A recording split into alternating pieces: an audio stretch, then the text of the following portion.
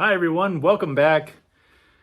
Today is like part 5, I think, of my off-season maintenance on the race car. But again, when you DIY stuff, it takes a little while to do things. So hopefully you enjoy it.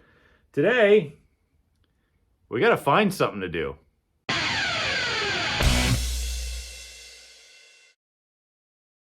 If you're just joining us, thank you all for watching. I greatly appreciate it. Subscribe if you can, because that helps me a ton to try to build this channel.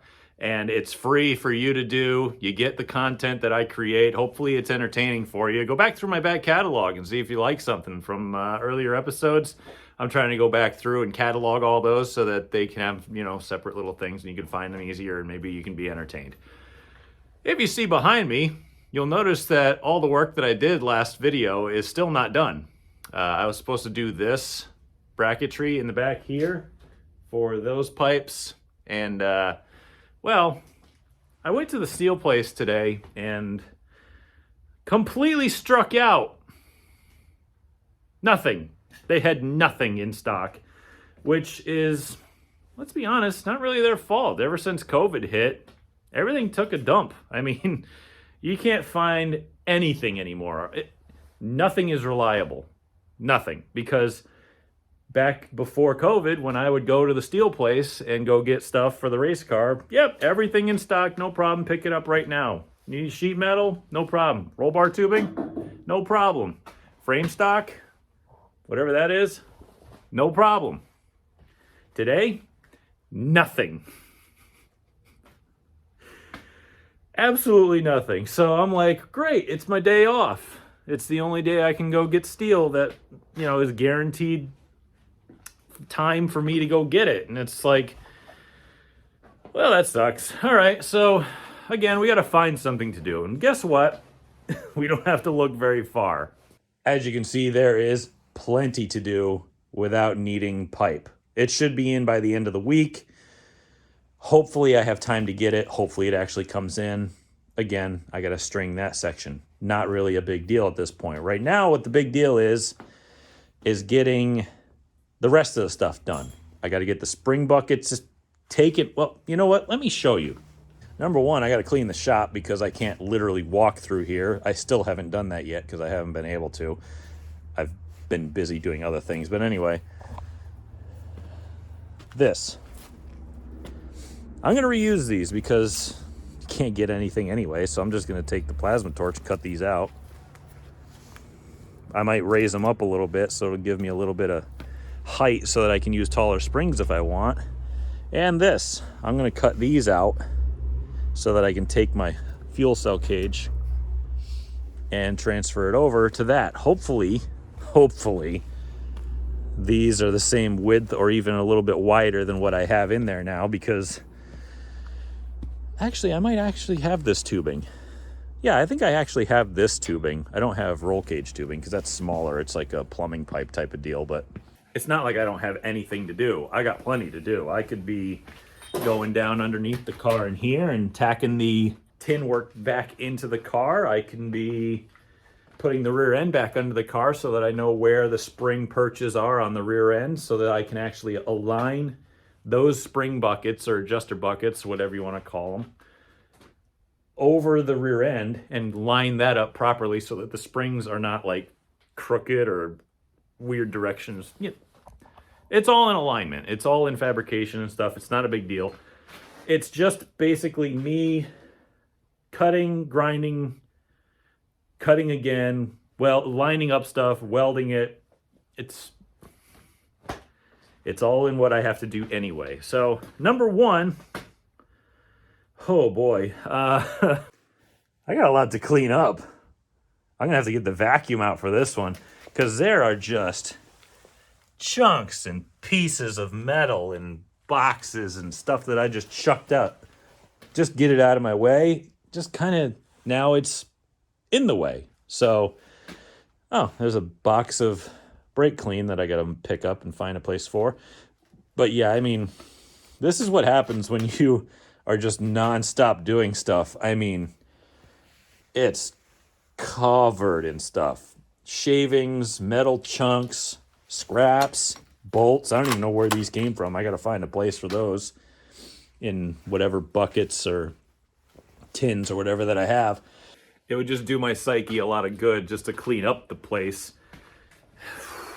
Because it sucks working in a dirty shop. It really does. And anybody who's done it understands. So I'm going to get to work. I don't think you need to watch me clean up, but I'll show you the end result. But then we're going to go outside and we're going to start cutting apart that old chassis so that I can use the parts from that on here so I don't have to buy them again. That's what being a cheap racer is. Reusing stuff that's still good so you don't have to buy stuff you don't need. You know, you don't even really understand how dirty the floor is or your surroundings are until you vacuum it or clean it. And it's like, whole. Okay, yeah. I guess cleaning was the right idea.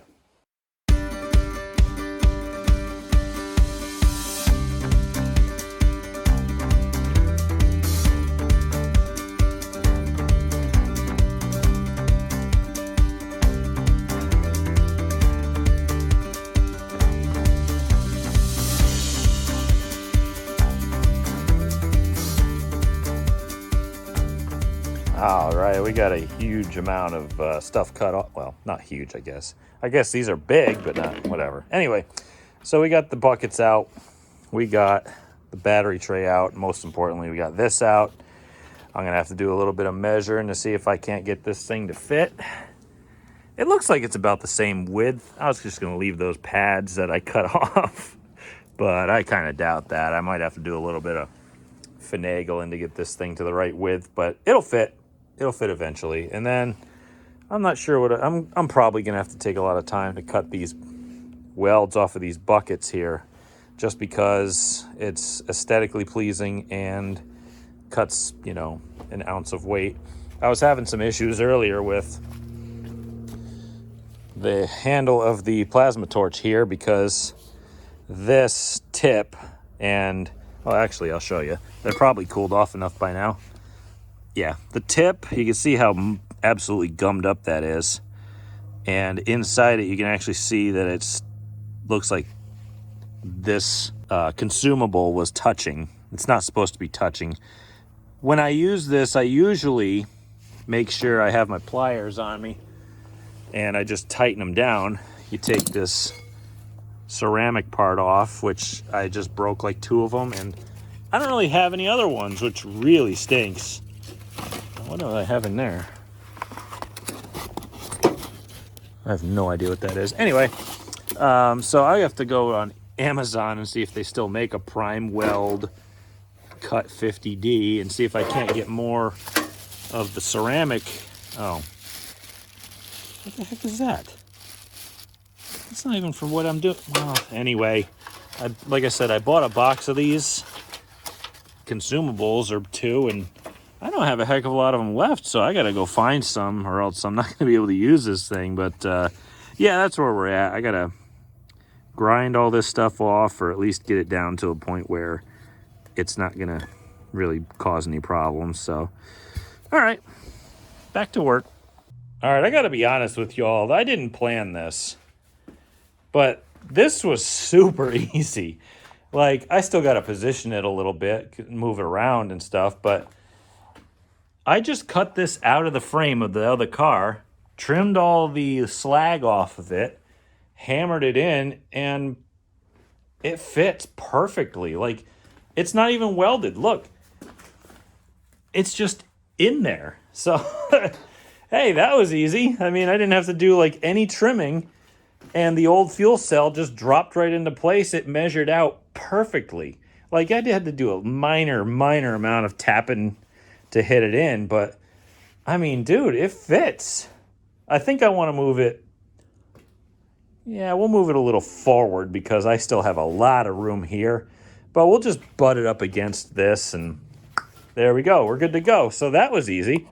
As for these spring buckets that I have to put in, I'm probably just going to leave them on top like that. I want to clean a little bit of this weld off here. And just because it'll look a little bit better. I mean, I don't usually do a lot to make my cars look pretty, but I mean, a little pride goes a long way, I suppose. I'm going to do that.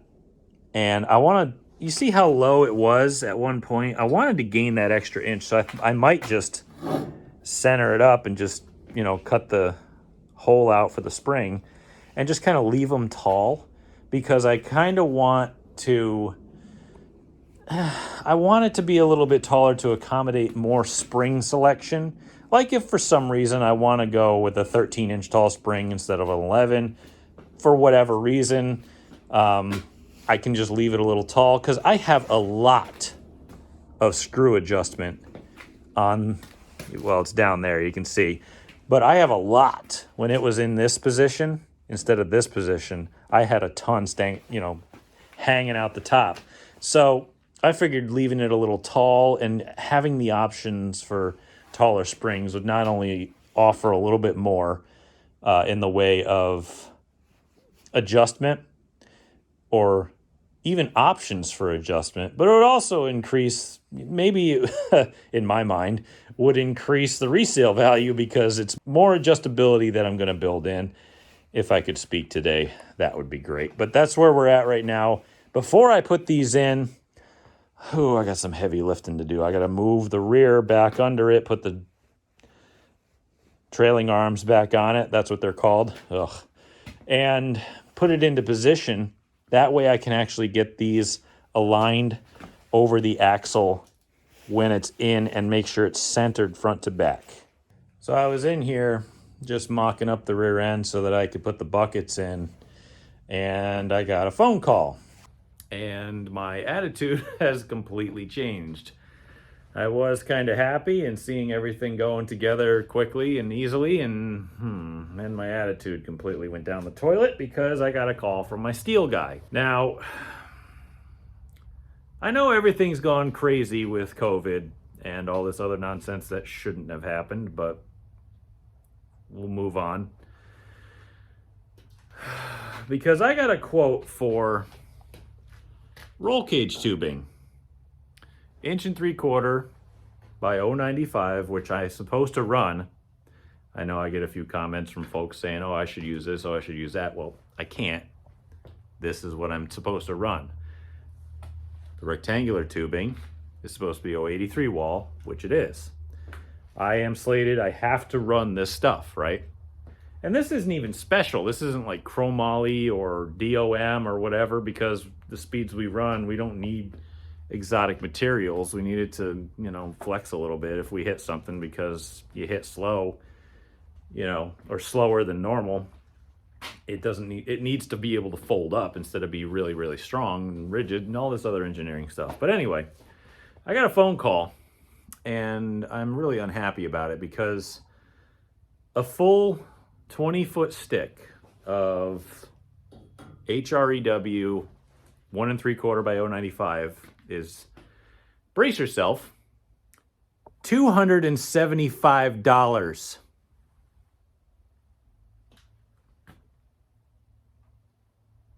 Yeah. I was expecting like $80, which is what it used to be. 75, even 90. No. $275. So that just put the kibosh on it, because one stick of roll bar tubing will completely wipe my budget out now, because that's all I had left. I can't buy the 1-inch tubing that I need. I can't buy anything else that I need. I can't buy it. That's it. So we're gonna have to figure something out real quick, because that's way too much for that amount of tubing. 20 feet of tubing for $275 is absolutely absurd. So I'm going to be making a whole bunch of phone calls, and that's pretty much going to end my night, because my kid's home now. I just got him off the bus, and I figured I'd let you all know how that is. So now I have to redesign everything. Now I have to use different material for the back bumper, because I guess round tubing is more expensive than square tubing for some reason. I don't know. Because I got a quote for square tubing, and I think 1 inch by 0.65 is $52. or less. No, for 2 sticks, I think it was 52. I don't know. I'd have to go look back up. He sent me an email, so I'm not going to give you the name of the company because I don't think it's their fault. I think it's just a supply chain issue. How many times have you heard that? So sorry for going on for about 4 minutes about, being angry over the price of steel. So I'll see you next time I work on the car. Maybe tomorrow. I'm going to make a whole bunch of phone calls and probably waste a whole bunch of diesel fuel trying to figure this out.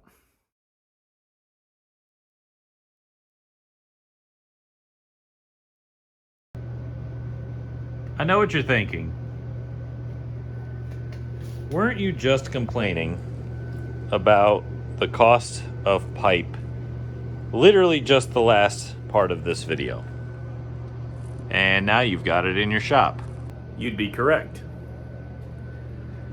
Well, after I got done shooting that part of the video, I put out a little call on Facebook and said, hey, can anybody do any better on steel prices? Because this is pretty outrageous. Like, the amount of money for 1 stick of steel is utterly ridiculous.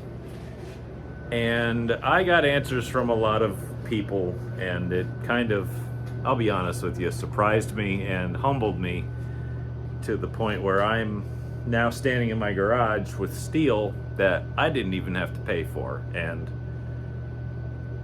I can't even begin to describe how grateful I am to the people around me who afford me the opportunity to go racing. Yeah, I got a glove on. Don't worry about the black hand thing. I don't have gangrene or whatever. But, my buddy Danny reached out to me and he says, hey man, I got a guy who will get that for you for way cheaper. And not only did he go pick it up for me, but he gave it to me. And again, I'm kind of speechless because I'm not used to so much generosity coming my way, and I'm genuinely thankful and humbled for that. And now it means I can finish my car and I can go back racing again. And I guess it pays to be, I was going to say kind, but that's what came to me. So genuinely humbled and thankful. And if you're ever in the Connecticut area and you need overhead door service, go look up Advanced Overhead Door, and Danny will hook you up. And he needs the business because he's a small business owner just like a lot of us. And anyway, I figured I'd put out my appreciation, and I think it's time to get back to work because the layover was not very long. It's one afternoon, so I gotta finish this post over here, get that pinned in, and that shouldn't take too long. It's literally 1 bar and 2 supports. And again, with that hole saw or tube notcher that I have, shouldn't be that long. So I'll get that binned in. Once we get that set up, we're going to finish the fuel cell. I still can't speak from last night. I'm sorry. I'm just so speechless and grateful for the help that I received that I still can't speak. So, my apologies if I can't deliver, but we're gonna get the fuel cell bunged in here, and we also got to get the spring buckets in. Luckily, it's not as cold out as it was yesterday, but it's raining. As you can tell, I had to put the gloves on and wipe all the bars off, and you can see the water all over the floor, but dehumidifier's running and I got work to do. So enough talk, we got to get to work.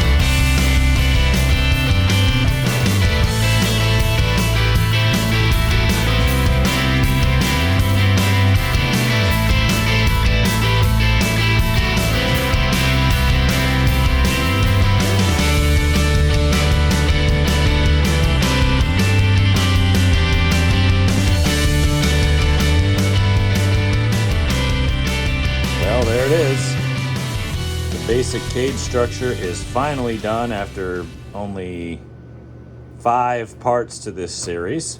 Anyway, I gotta get these spring buckets located. I got the axle in, and if you ever look at one of these, you'll notice that the axle is not exactly centered up with where the spring perch is, I guess, whatever you call it.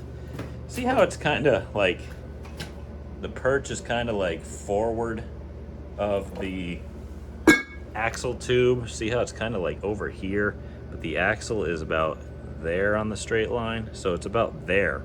So I'm gonna take and set the spring bucket back a little bit, kind of center it up side to side as well, just to get her, you know, a little bit into place. And then we'll trace a line. We'll cut the inside of that line off so that I can just kind of stick this on there, and then we'll weld those in, and then we can adjust the cups on the rear end because I had those set to the old frame, and apparently nothing is lining up. I mean, I look at this and it's like, it doesn't, well, I don't know, it kind of lines up, but then again it kind of doesn't.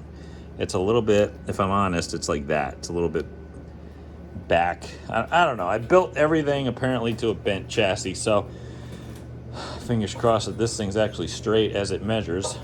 But we also got to get this thing set in, and I wanted to kind of notch the front of these plates off just so I could slide it forward a little bit more, especially that side. I want to kind of hack that off, and then we'll probably tack that in as well.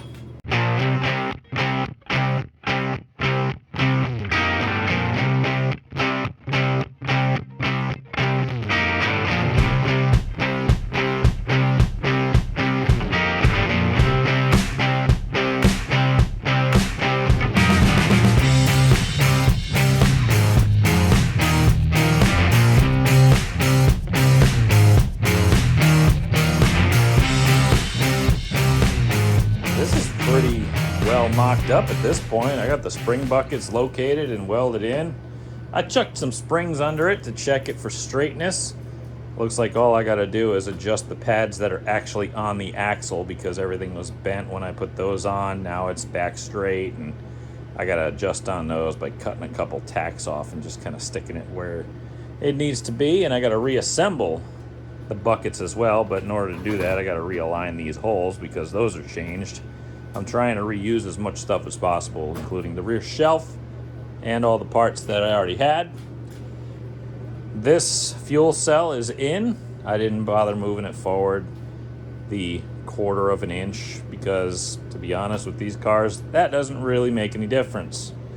So I just made sure I had enough room and it was centered and zipped her in. I still got to do the underside welds, but I have a headache, so I'm not doing that today. I can save it for another day. I think I'm gonna go inside for today and eat some leftovers and relax for the rest of the night, as I've been moving and shaking all day. And we'll come back again tomorrow and probably finish up the basic fabrication of the rear and see how it goes and make sure all the spring perches are set, and we'll see where it takes us from there on this video. But I'll see you back for day 3. Back for day 3 or 4 or something. I don't know. I'll put a graphic at the bottom if I screwed that up. Anyway, I need to finish up a few minor things, and then I think all the major fab work will actually be done. I got a battery box to put in. I might as well show you. So yeah, I got the battery box down there. It fell off. It has to go behind the seat somewhere. We've got the underside of all these on the fuel cell to weld up. I gotta grind off the welds that I put on the shock mounts because I added some metal back after torching the old bolts out. We have to get underneath on the rear end and cut these pads off and readjust them side to side to make sure they're centered up properly, because they were put on when the rear was bent. So now it's hopefully straight. So we got to adjust that, make sure those line up properly.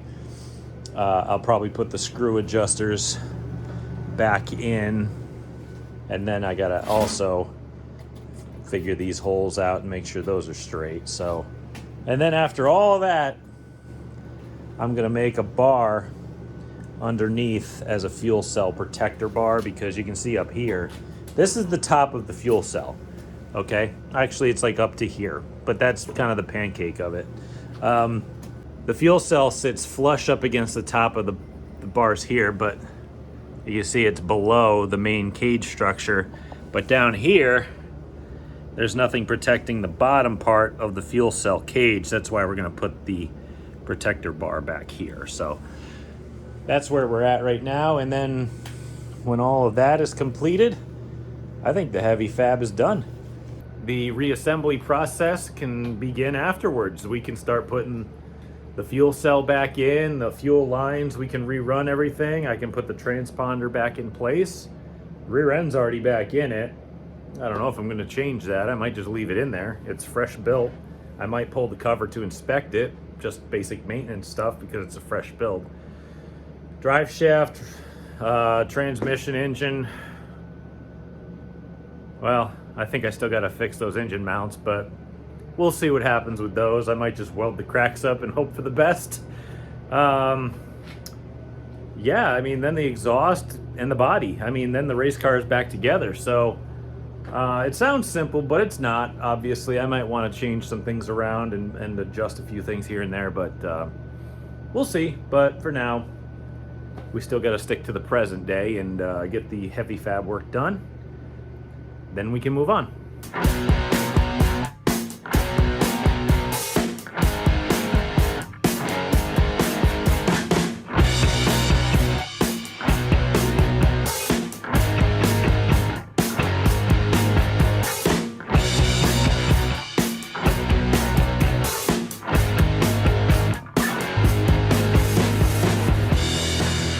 Here's a piece of equipment you haven't seen on my channel yet.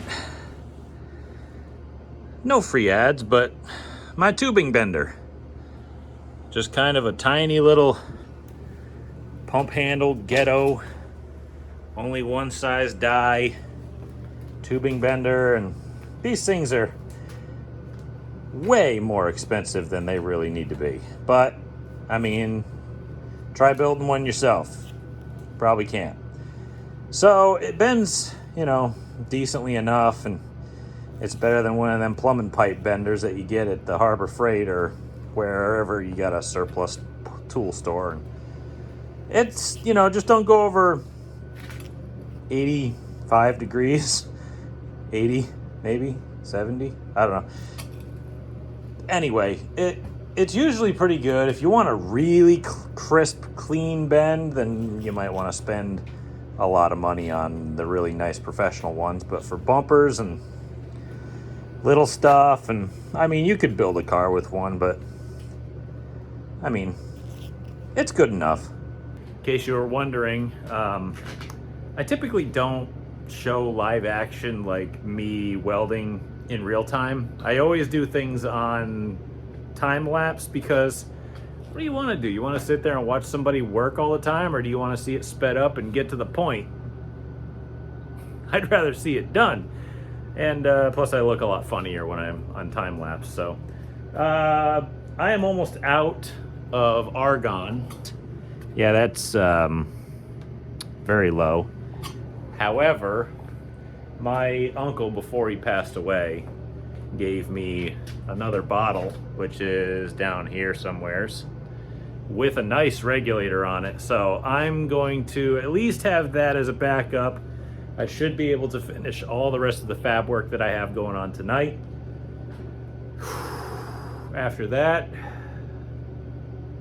who knows? But at least I got a spare tank. Thanks, dude.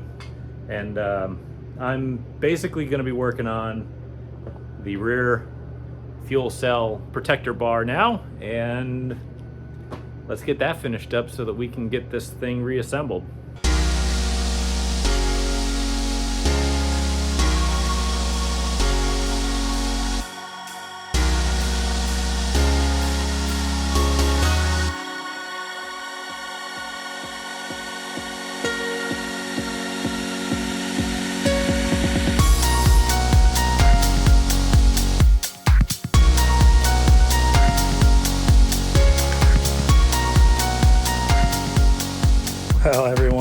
think that's it.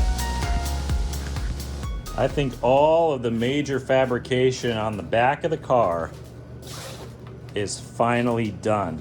Obviously, we're not completely done.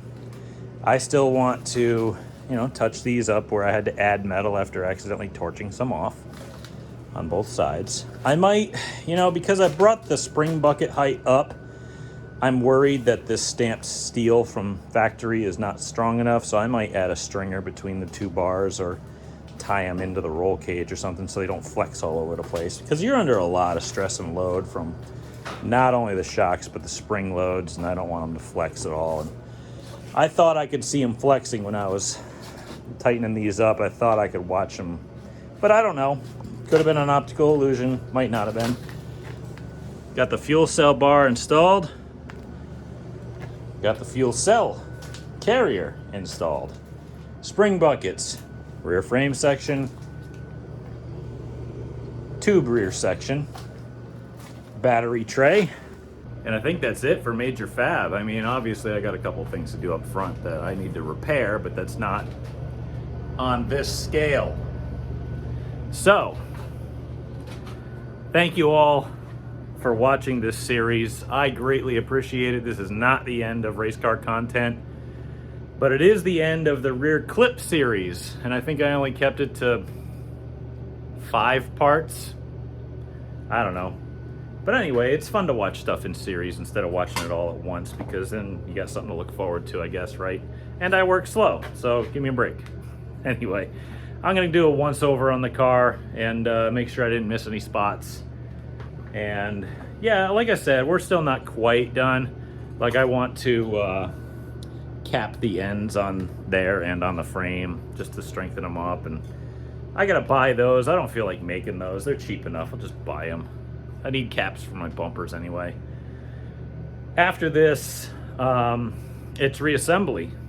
And since I already got the rear back in, I think we don't have to worry about that one.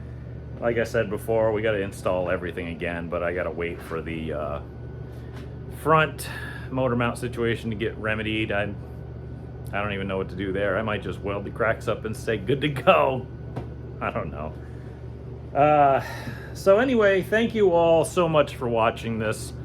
Thank you to Danny for his help. Again, check out his business if you need that kind of help in the Connecticut area. And subscribe if you can. Trust me, it's free. I provide you with free content. At least you get something to watch that might be mildly entertaining, and it helps me a ton because I'm really trying to grow this thing, and subscribers helps a lot. Even if you don't watch it, just subscribe anyway. Give me a like too. That might help me drive up a little bit, maybe get me to reach out to more people. Again, I'm not interested in the fame. I'm just interested in the ad revenue from YouTube. I want to get as many subscribers as possible so that it'll pay for my racing so that I can keep doing this. That would be awesome. Trust me, racing's not the only thing I do. I have a lot of other car related stuff I can do. I just need money to do it, and I ain't got that right now because I give it all to my family. So if you could do that for me, that would be awesome. But thank you again so much for watching and keeping track of this thing. I greatly appreciate it, and we'll see you next time.